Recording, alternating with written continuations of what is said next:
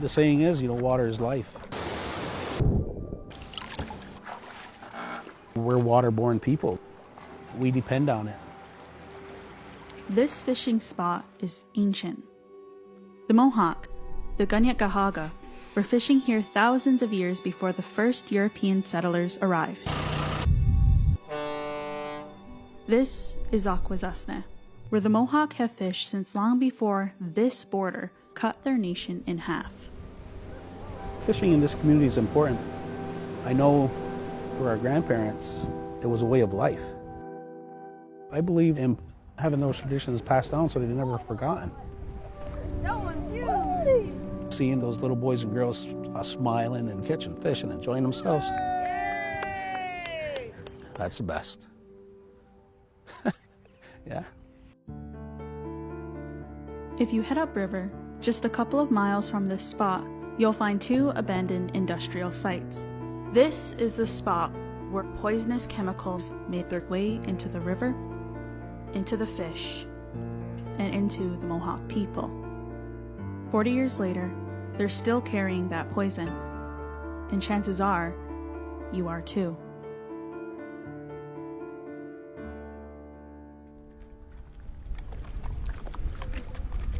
People used to live on the islands themselves, totally self-sufficient. My grandfather used to live on St. Regis Island. He's the one that introduced me to fishing. And we would row across the river. The shorelines were covered with weed beds. And it was a task to get our rowboat through the weed beds. We'd catch perch, sunfish, rock bass. He showed me how to clean fish, explained to me what it was all about. And my grandmother used to take me out to the berry gardens, and we'd pick raspberries and strawberries, blueberries out there. We had potatoes, vegetables. My grandfather had a good herd of cows. Just about everything we needed was out there. I remember that. In the 1950s, the US and Canadian governments started a massive project to connect the Great Lakes with the Atlantic Ocean by widening and deepening the St. Lawrence River. The Seaway changed the geography of Akwesasne. All the trees on the affected area must be cut down. There was an apple orchard there, big apple orchard. The old man John owned that. And they said they were going to build a bridge across. They hadn't even consulted him until the equipment came up. The Seaway's locks and dams allowed giant container ships like these to navigate to the Great Lakes. And the dams supplied electricity, which the state of New York promised to sell to companies for cheap. Every cent of expenditures will be recovered through toll charges and revenue from the sale of power. In the long run, it will cost the people of two nations nothing. The press coverage focused exclusively on the benefits for Canadians and Americans, but there was a third nation whose people were affected. A lot of our older people couldn't speak English. They couldn't understand why, how this could happen. How could a people do this? How could engineers do this?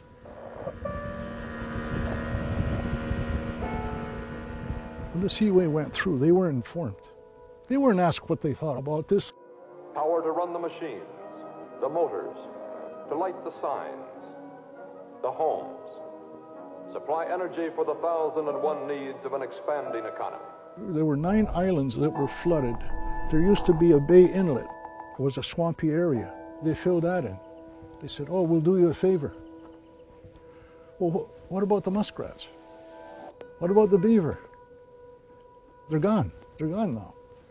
Thus man is conquering another of nature's challenges, moving the Atlantic Ocean to the entire mid-continent empire.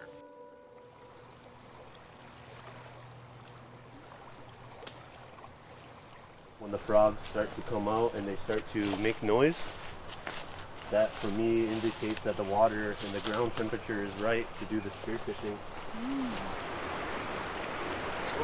But this is it. This is the magic spot. So much life happens here.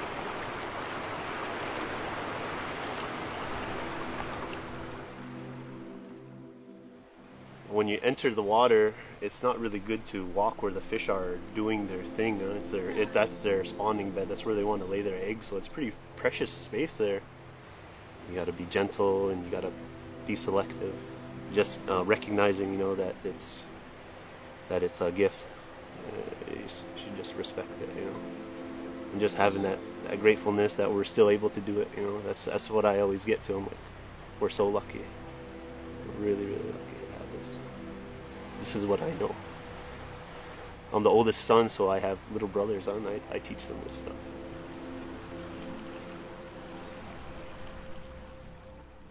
The Mohawk creation story says, at the beginning of time, the whole world was covered in water, and there was no land. That's when Sky Woman falls from the sky. She falls to the earth with a child in her belly. The ducks and the loons and the geese decided that they would try to help her from falling straight into the waters. In the end, it was the giant turtle who said that he could put the soil on his back, she could land on his back. And as she danced in the circle, as she shuffled her feet on the dirt, it expanded and expanded. Our people give thanks to the water. They see it as an essential part of who we are. New York's plan to lure industry upstate with cheap electricity, it worked. Two major corporations, General Motors and Reynolds Metal, built factories in the mostly white town of Massena, right next to Akwesasne. According to the local newspaper, Massena's politicians and business leaders reacted with joy. But for the Mohawk of Akwesasne, the news meant something else entirely. Soon after the new factories opened in the late 50s, Mohawk farmers on Cornwall Island started to notice their calves weren't growing as well. Then the cattle started mysteriously dying off. Later, it turned out that 400 pounds of fluoride ash was spewing out of the new Reynolds plant every hour. Veterinarians discovered it had poisoned the grass and eroded the cows' teeth, making it too painful for them to eat or drink. They were starving.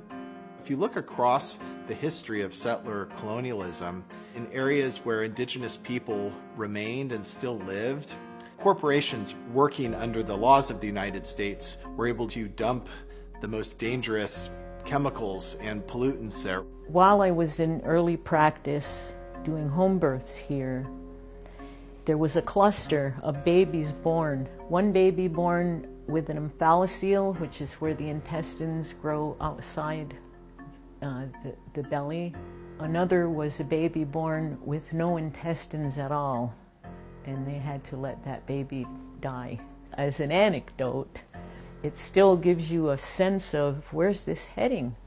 That is polychlorinated biphenyls, which are used in a wide variety of manufactured products. PCBs started showing up in American news stories in the late 1960s, when they were discovered in salmon and poultry. At the time, there was just one manufacturer of PCBs in the US, the Monsanto Company of St. Louis. They marketed the chemical under the name Aerochlor and sold it to other companies, who then used it to make products like shower curtains, paint, and electrical equipment, including the electrical equipment in those plants, the ones GM and Reynolds had built right next to Akwesasne. In 1971, a Monsanto representative told the New York Times that the company was studying the chemical's effects on rats and dogs. So far, they said, no ill effects had yet been detected. But Monsanto's internal documents from that time tell a different story. They knew that PCBs cause liver damage in rats. They knew that PCB exposure had sent workers to the hospital with symptoms of hepatitis. And in 1970, one of Monsanto's own studies on PCBs in fish showed that doses of PCB, which were believed to be okay, produced 100% kill. All the fish died. You know, eating a certain food isn't just putting the stuff in your mouth. It's what goes on all around that moment of consumption. My mom would tell me stories about how my father and his family would have these like fish skinning competitions, and it makes me so happy to think about how that was in itself like a way that we created community and family for each other and supported each other. With really good friends or really good family members, we've known them for a long time, we trust them, we know that they respect our independence and our consent. In Indigenous, ways of understanding the world, we can use that way of thinking about relationships as a model. What would it mean to have relationships of trust with fish, relationships of reciprocity with a forest, for consent with a plant? Our community is not just the humans, but all of our interdependent relationships. When we teach our children about giving thanks, that's what we're trying to do, is to get them to see that they're not just fish, but they're fish. And these fish help us to maintain our life.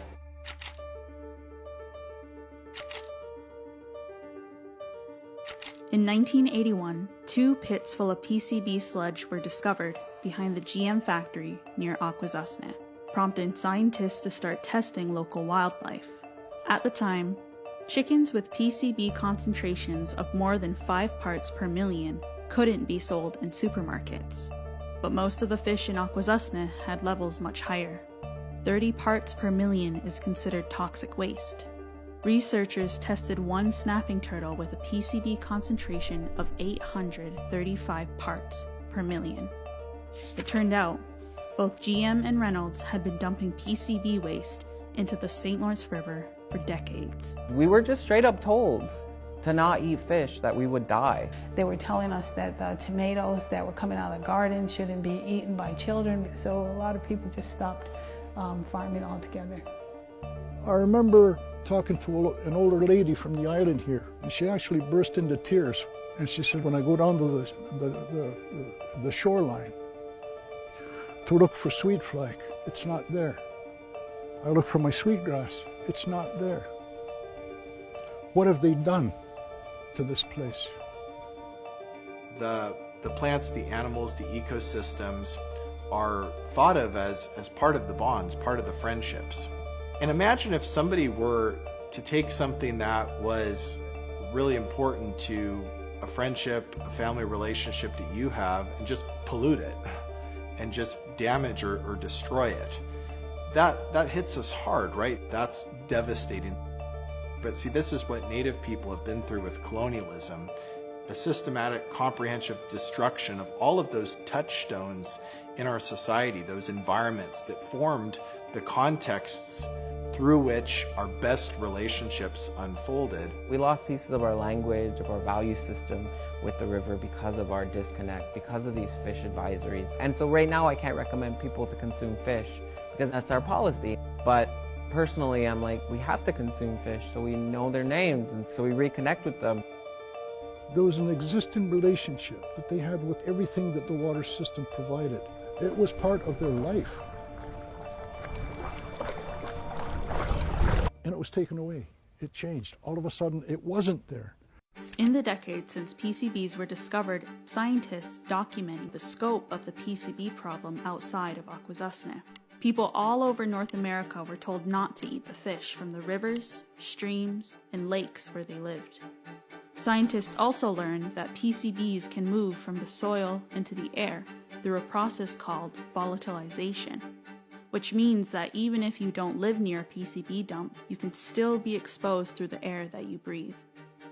In 2013, the UN's International Agency for Research in Cancer stated officially, PCBs are carcinogenic to humans, and they are probably in the body of every human on Earth.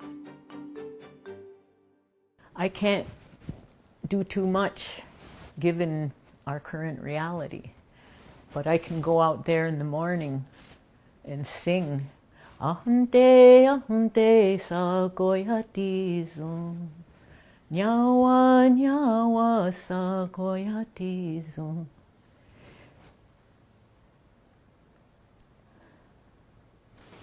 To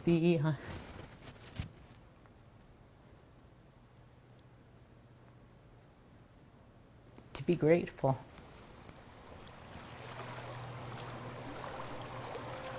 You come from the ground up, right, and you give thanks to everything. Agwego aska, adida wakwe nuni ne ngwa nigula, ano de tinualados ne kajoksu. The roots, the trees, the plants, or the skies, the winds, the stars.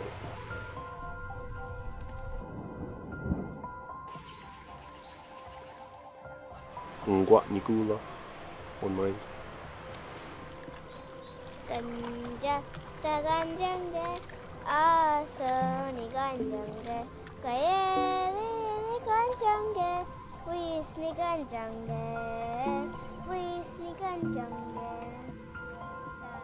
A river has a right to community and to build community around itself. And I think a lot about how that's our responsibility as Ungwahua people to facilitate that.